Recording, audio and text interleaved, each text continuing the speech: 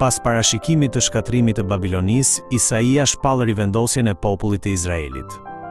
Përmbajtja flet për mënyrën se si Perëndia do ta zgjedh përsëri Izraelin, do t'i rikthejë ata në atë dheun e tyre dhe do t'i bëjë të gëzojnë prehje pasi të jenë çliruar nga shtypja. Edhe pse populli i Izraelit u ndëshkua sepse e tradhtoi Perëndin, ai premton se do t'i rivendos përsëri ata. Kjo tregon qartë se si është vepra e shpëtimit e Perëndisë. Shpëtimi i Perëndisë nuk bazohet në kushtet apo meritën e njeriut, por jepet përmes hirit të tij. Perëndia me siguri e disiplinon mëkatin, por ai është besnik dhe nuk e braktis kurrë popullin që ka zgjedhur një herë, duke rivendosur atë përfundimisht. Prandaj, ne kemi gjithmonë shpresë.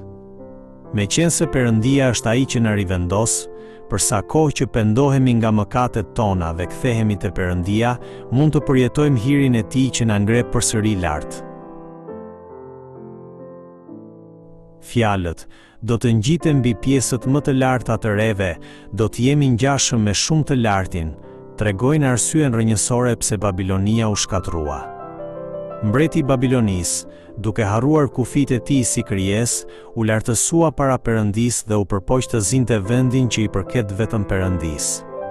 Për shkak të këtij krenarie, ai përfundimisht u gjykua. Thelbi i krenarisë nuk është thjesht të mburresh me veten, por të mos e pranosh Perëndin dhe të përpiqesh të bëhesh vetë Perëndi. Kjo është arsyeja pse Perëndia i gjykon me ndjemdhënjt. Prandaj Jezusi tha: kush do të lartësoj veten, do të poshtërohet, dhe kush do të përul veten, do të lartësohet.